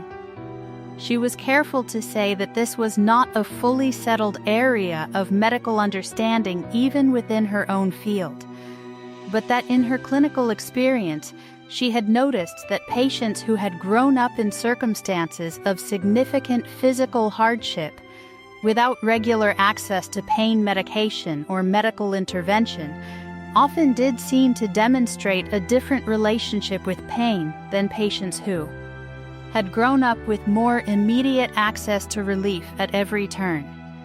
She was not saying, she clarified, that I felt pain any less intensely in the moment. She was saying that my capacity to continue functioning despite that pain seemed to be unusually well developed, likely as a direct result of having so few alternatives throughout my life. She also, and I want to be honest with you about this part of the conversation because I think it is an important part of the story, expressed some genuine concern. She told me that while my body had clearly adapted remarkably well up to this point, that did not mean there would not be consequences down the road, later in life, as I aged, as the cumulative effect of untreated injuries and continuous hard labor caught up with joints and bones that had never had the chance to heal fully and properly. She recommended, gently but firmly, that going forward, I consider seeking medical treatment more readily when serious injuries occurred, not necessarily abandoning the ways of my community and my faith, but perhaps finding a middle path that allowed for both. I want to tell you, sitting here now, so many years later, an old woman looking back on that conversation from 24 years old, that she was right about some things and perhaps not entirely right about others. My body has aged, of course, the way everybody ages. I have more pain now than I did then, more stiffness in the mornings, more days where the old injuries make themselves known more insistently than they used to. But I have also lived a long, full life, a life that has continued to be physically active well beyond what many people in more modern circumstances manage to maintain, and I truly do believe, that the resilience built into my body during those hard early years has served me well across the decades since, even as it has also left its permanent marks. Let me tell you what happened after that appointment, because I think it rounds out the story in an important way. I went home that day and I told Eli everything the doctor had said, sitting at our own kitchen table that evening after the children were down for the night. I remember him listening carefully, not saying much, the way he often did when he was really taking something in and thinking it through rather than simply reacting. And a few days later he brought it up again, and we had a longer conversation about it, about what it might mean for our family going forward, about whether we should reconsider some of our approaches to injury and illness, especially now that we had 2 young children who would, in the natural course of childhood, inevitably suffer their own share of bumps and breaks and cuts. We did not entirely change our ways, I will tell you that honestly. We remained committed to our community's traditions, to the faith and the way of life that had shaped both of us since birth. A way of life that I still, to this very day, believe in deeply and would not trade for any other. But that conversation with the doctor did plant a seed in both of us, a recognition that there might be wisdom in occasionally seeking outside medical help for more serious situations, rather than automatically defaulting to home remedies and community bone setters for every single injury, no matter how severe. Over the years since, I have been back to see doctors perhaps a dozen times, for various things, some serious and some more routine, and each time I have found myself remembering that first appointment, remembering that doctor's face when she asked me how I was still walking, remembering the strange mixture of pride and sorrow I felt hearing her catalog everything my body had endured without ever having the benefit of proper treatment. Let me tell you a bit about each of the children the good Lord gave Eli and me, because I think their stories, woven together, show you what the rest of my life looked like after that first checkup, and how the lessons from that day carried forward through decades of raising a family on that same small farm we had worked so hard to build up from nearly nothing. Rebecca, our oldest, grew up to be very much like my own mother, gifted with herbs and remedies, patient with sick animals and sick children alike, and she married a young man from 2 districts over when she was 20 and moved to his family's farm, though she still visits often enough that I see her nearly every week even now. Jacob, our second, had his own share of childhood injuries, as I suppose was almost inevitable given the life we lived, including a broken collarbone at age 7 from falling out of an apple tree that, this time, I insisted we take him to see a doctor about, remembering my own conversation years before and wanting to give my son the benefit of proper medical attention that I myself had so rarely received. The doctor that day set his collarbone with a proper brace, and it healed straighter and faster than nearly any of my own childhood breaks ever had, and I remember feeling a quiet kind of gratitude watching him recover so cleanly, a gratitude tinged with just the smallest bit of something like grief for the version of my own childhood that might have looked different with that same kind of care. Our third child, a daughter named Sarah, named after the midwife who had helped bring her into this world, was our quietest child, gentle and thoughtful, and she suffered a fairly serious case of pneumonia when she was 4 years old that frightened Eli and me more than almost anything else in our married life. That time, there was no debate at all about whether to seek a doctor's help. We bundled her up and made the trip into town that same evening, and the doctor there, not the same woman who had examined me years before, but a colleague of hers in the same practice, treated her with medicine that brought her fever down within 2 days. Medicine that I do not think existed or was accessible to families like ours even 1 generation earlier. I have thought many times since about how fortunate we were to be raising our children in an era where that kind of help was at least available to us, even if we did not always take advantage of it as readily as perhaps we should have. Our 4th and 5th children were twin boys, David and Daniel, born when I was 28, 2 years after Sarah. And I will tell you honestly that raising twin boys on a working farm tested every ounce of patience and energy I possessed, though it also brought a particular kind of joy and chaos into our household that I would not trade for anything. They were inseparable growing up, always into some kind of mischief together, and between the two of them I believe they cumulatively broke more bones and required more stitches than all of my other children combined, keeping us on a fairly regular basis at that same doctor's office we had first ventured into all those years before. Raising David and Daniel in particular taught me things about vigilance and quick reaction that even my own childhood of chores and injuries had not fully prepared me for. There was the time Daniel decided, at age 5, that he could climb to the very top of the silo ladder, and I happened to glance out the kitchen window at exactly the right moment to see him nearly a full story up, his small hands gripping the rungs with far more confidence than his balance actually warranted. I do not think I have ever run faster in my life than I ran across that yard that day, and by the grace of God I reached the base of the ladder in time to coax him back down safely, my heart pounding so hard afterward that I had to sit down on an overturned bucket for several minutes before I trusted my legs to carry me back inside. There was also the time David decided to test whether the pond ice would hold his weight in early winter, before it had properly frozen through, a decision that led to a soaking very similar to my own experience at 17, though thankfully in water only waist deep and close enough to shore that Eli was able to simply wade in and haul him out before any real danger set in.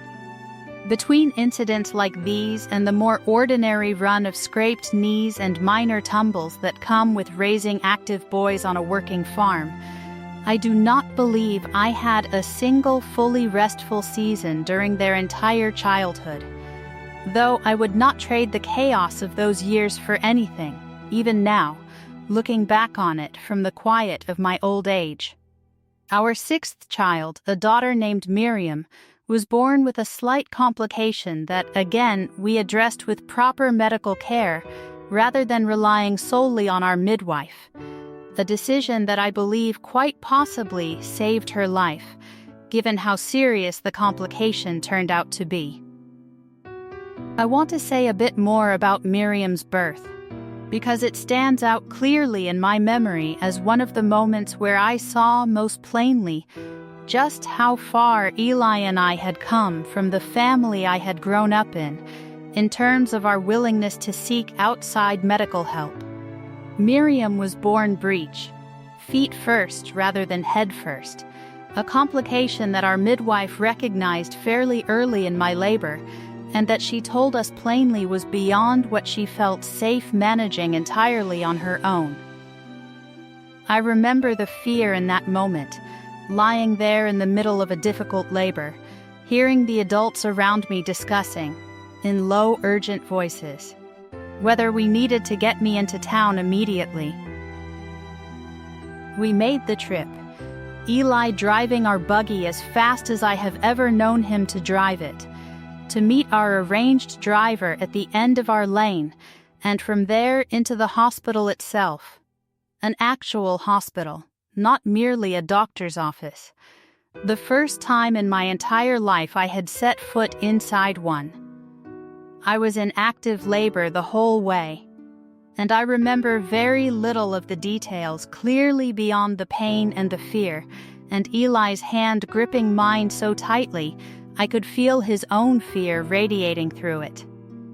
The hospital staff moved quickly once we arrived, and within what felt like no time at all but was probably closer to an hour, a doctor there was able to safely deliver Miriam, addressing the breech position with a skill and a set of tools that our own midwife, however capable in most circumstances, simply did not have access to.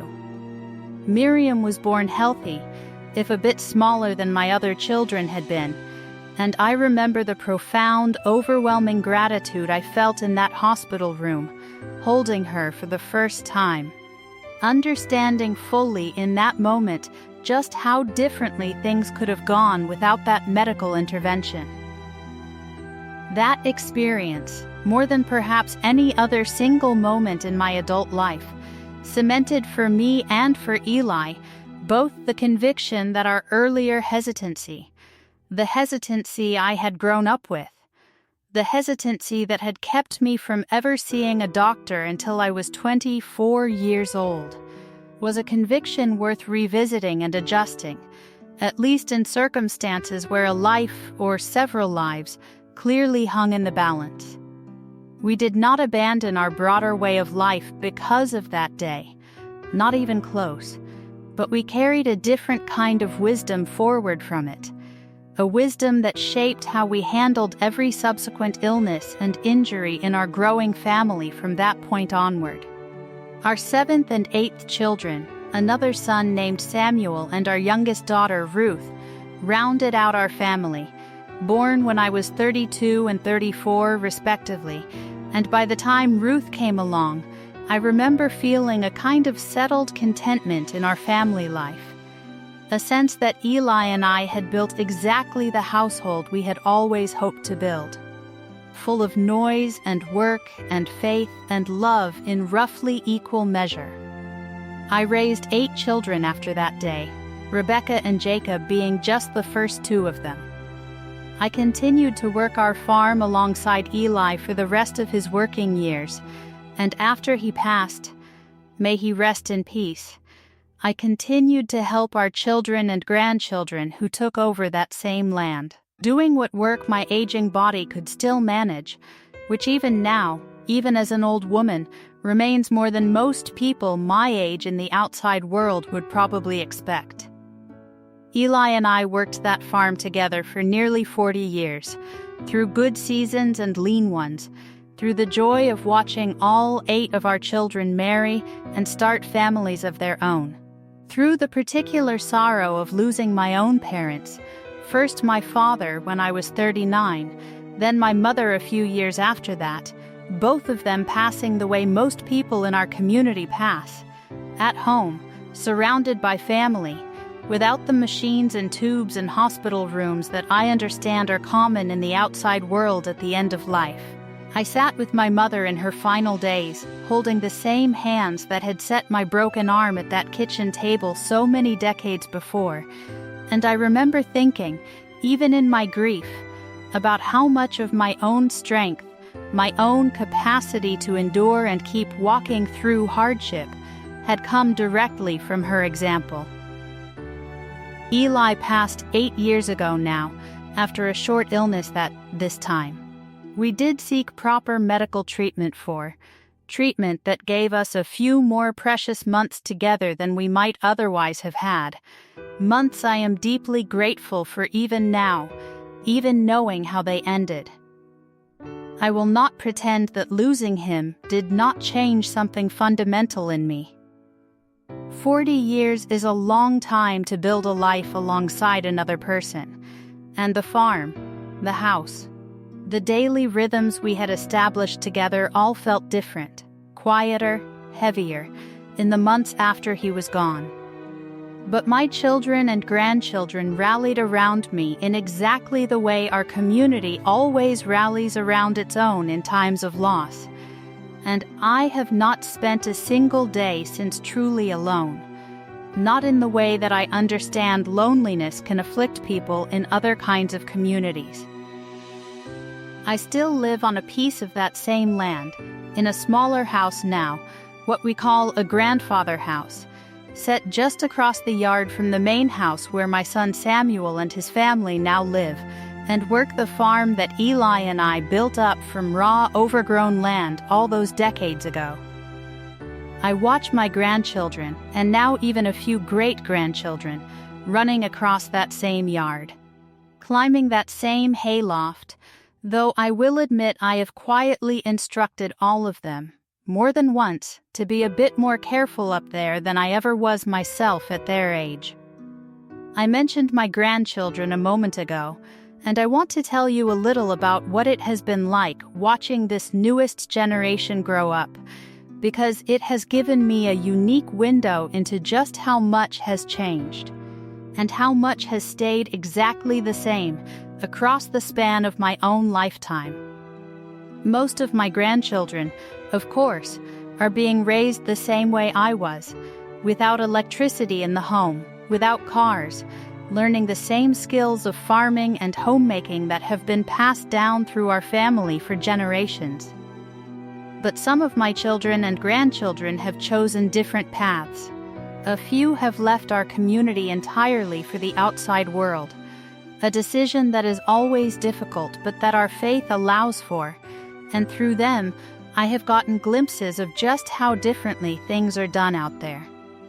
One of my granddaughters, who now lives in a city I still find it hard to picture clearly in my mind, called me once, using a telephone service set up at a local shop for exactly this purpose, to tell me she had gone in for what she called a routine physical, something she said she did every single year without fail, and I remember being genuinely astonished at the idea.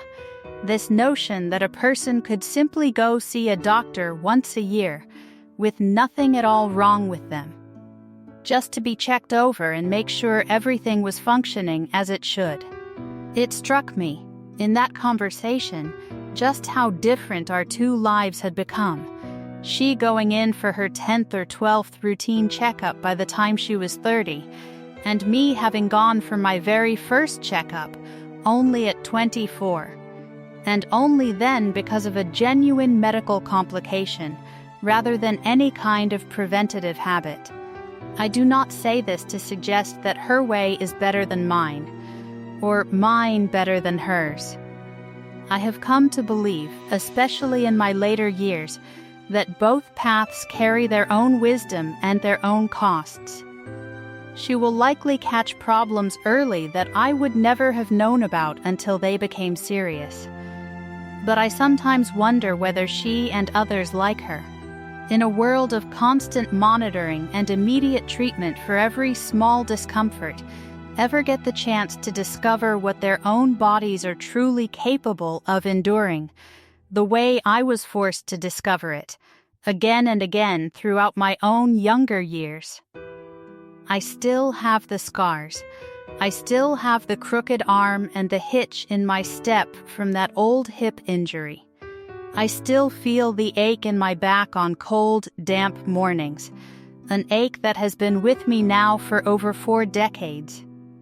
But I also still walk, every single day, out to check on the garden, out to visit the animals my grandchildren now care for, out to church on Sunday mornings, out to visit neighbors and family throughout our community, still walking, still moving, still functioning in a body that a doctor once looked at with wide-eyed amazement and asked how it was even possible.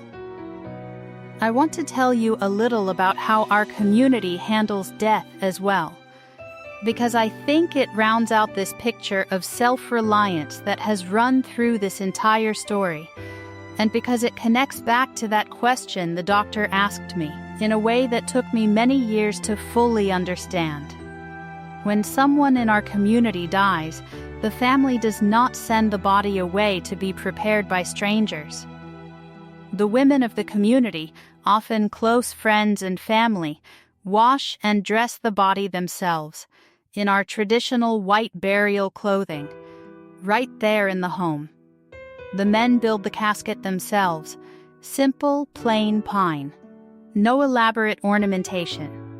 The burial takes place in our own community cemetery, on land set aside generations ago for exactly this purpose, with a service conducted in our own language, by our own ministers, and the entire community turns out, not out of obligation, but out of genuine shared grief and shared responsibility for honoring a life that was lived among us.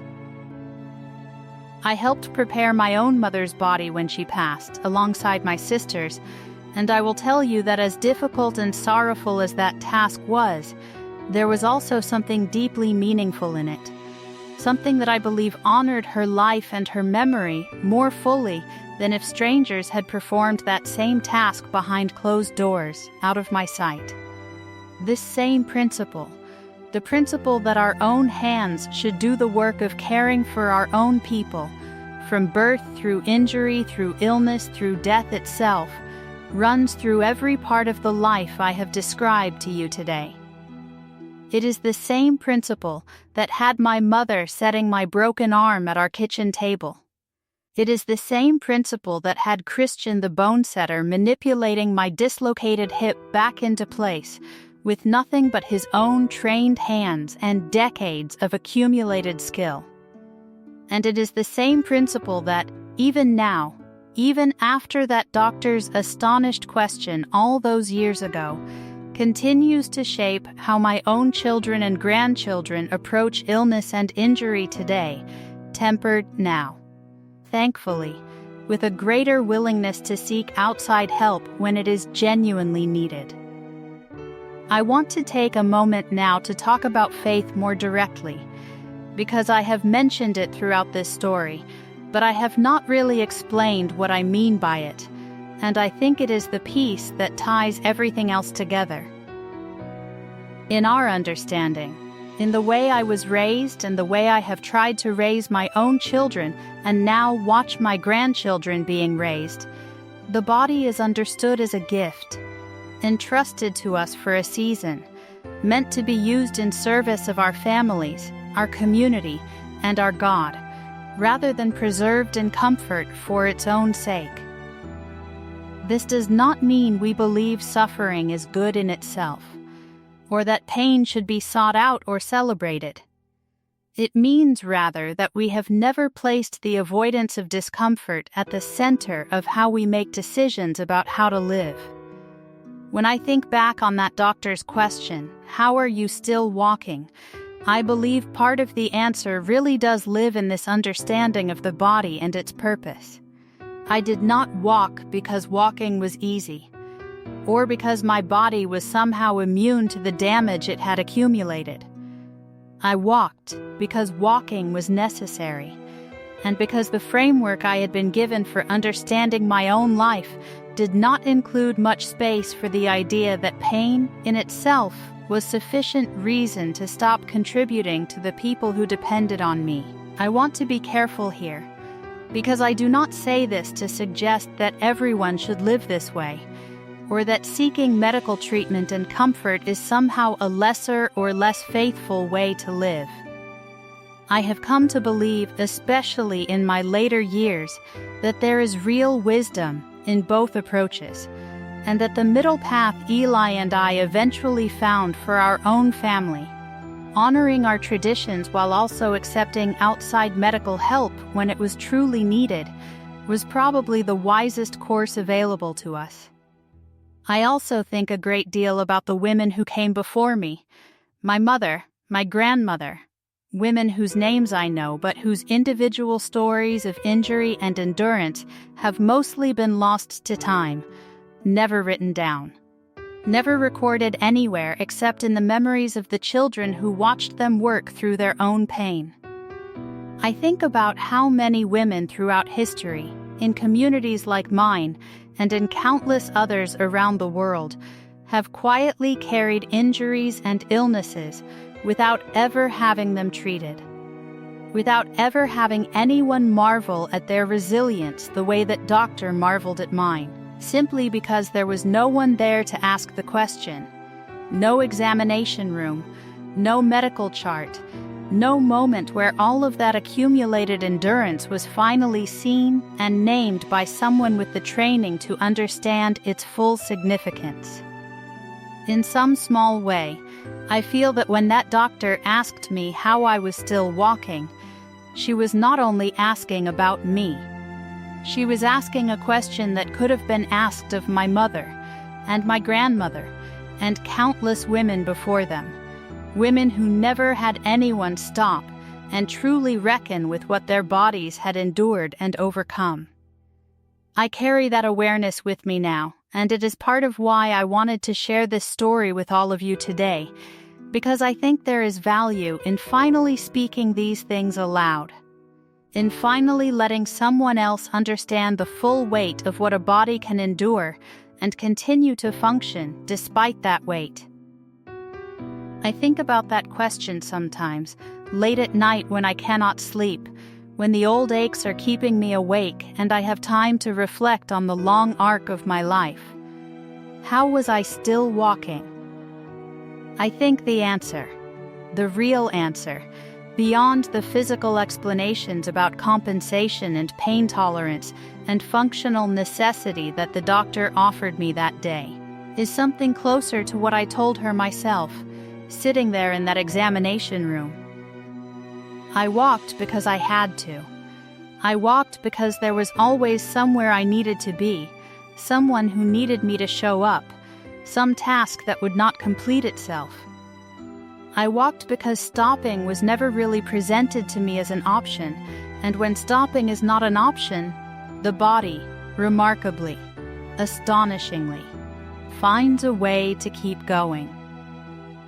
I sometimes think about that young nurse who first laughed, thinking I was joking, when I told her I had never been in for a checkup before.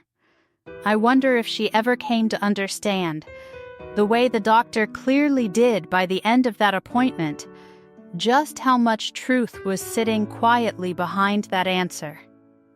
I was not joking. I had simply lived an entire life, 24 full years of it, inside a body that had never once been examined by anyone with a medical degree, a body that had broken and burned and frozen and healed itself over and over again, with nothing but a mother's steady hands and a community's accumulated wisdom to guide it through. That is not something most people in the modern world can say about themselves, and I understand why it struck both of them, the nurse and the doctor, as so remarkable, even though to me, at the time, it had simply always felt like the ordinary shape of an ordinary life. I have told you today about broken bones and torn ligaments, about burns and frostbite, and a fever that nearly took my life at 15. I have told you about a mother who set bones at her kitchen table and a bone setter who had never seen the inside of a medical school, but who could feel exactly where a joint needed to go. I have told you about a husband who worked land beside me for 40 years, about 8 children and the particular fear and gratitude that came with each of their difficult moments, about a community that raised barns in a single day and buried its dead with its own hands. And I have told you about one afternoon, 24 years into my life, when a stranger in a white coat looked at the sum total of all of that and could not quite believe what she was seeing standing in front of her, walking breathing, very much alive. I do not know what your life looks like watching this video, wherever you are in the world right now. I do not know what hardships you have faced, what injuries you have carried, what burdens you have learned to walk with rather than be stopped by. What quiet, unspoken chapters of endurance make up the story of your own body and your own years. But I hope that in hearing my story, you find some small measure of encouragement, some reminder that the human body and the human spirit together are capable of far more than we often give them credit for. Especially when purpose and necessity and, for me personally, faith, are woven into the daily fabric of how we choose to keep moving forward. Before I let you go today, I want to ask you once more to do a few things for me, because it truly does mean a great deal. If you have not already, please subscribe to this channel so that you do not miss the next story I have to share with you, because I have many more, believe me, 40-some years worth of stories still left to tell. Please leave a comment down below and let me know where in the world you are watching this from. I love reading every single one of them, and I try to respond to as many as I can. And if this story touched you in any way, if it made you think differently about resilience or faith or the kind of life that so many of us in the outside world know so little about, please give this video a like before you go and consider sharing it with someone else who you think might need to hear it today. I want to share one final reflection with you before I close out this story today. Something I have come to understand only in these later years of my life, looking back across the full span of everything I have told you. When I was young, I believed, without ever really questioning it, that strength meant never stopping, that resilience meant pushing through pain without complaint, that a good life was measured by how much a body could endure and how little it asked for in return. I still believe there is real truth and real value in that understanding, and I do not think I would have survived, let alone thrived, in the life I was given without holding on to it as firmly as I did. But I have also come, especially since Eli passed, and I have had more quiet hours than I once did to simply sit and think, to understand that there is a different kind of strength too. A strength in knowing when to ask for help. A strength in accepting that a body, even one as resilient as mine has proven to be, has genuine limits that deserve to be respected rather than constantly overridden. I think about my granddaughter with her routine yearly checkups, and I no longer feel only the sense of astonishment I once felt at that idea. I feel, more and more as the years go by, a kind of quiet admiration for a way of living that allows a person to catch trouble early, to rest when rest is needed, to trust that seeking help is not a failure of character, but simply a wise and reasonable response to being human. I do not know that I would change very much about how I lived my own younger years, even given the chance. That life made me who I am, gave me the strength to raise 8 children and bury both my parents and my husband with a steadiness that I believe came directly from everything my body had already taught me it could endure. But if I could offer one piece of wisdom to any of you watching this today, whether you live a life anything like mine or a life entirely different from it, it would be this. Listen to your body. Respect what it is telling you. Push through what genuinely needs to be pushed through, because there will always be moments in life that demand exactly that kind of endurance. But do not mistake stubbornness for strength, and do not wait, the way I so often waited, until a doctor is staring at you in astonishment before you finally give your body the care and attention it has quietly been asking you for all along. That, I believe, is the real lesson underneath that doctor's question all those years ago. Not simply how was I still walking, but what might my life, and the lives of so many women like me across so many generations, have looked like if we had walked that same path with a little more care, a little more rest, and a little more willingness to accept help when it was genuinely needed, without ever having to sacrifice the faith and the community and the purpose that made our lives so full and so meaningful in every other respect. Thank you for spending this time with me, for listening to an old woman tell her story, and for letting me share a life so different, I imagine, from most of yours, but one I hope carries something worth carrying with you regardless of where you come from or how you live. I look forward to sharing more of my life with all of you very soon. More stories from that farm, from that community, from all the years in between that first checkup and the woman sitting here talking to you today.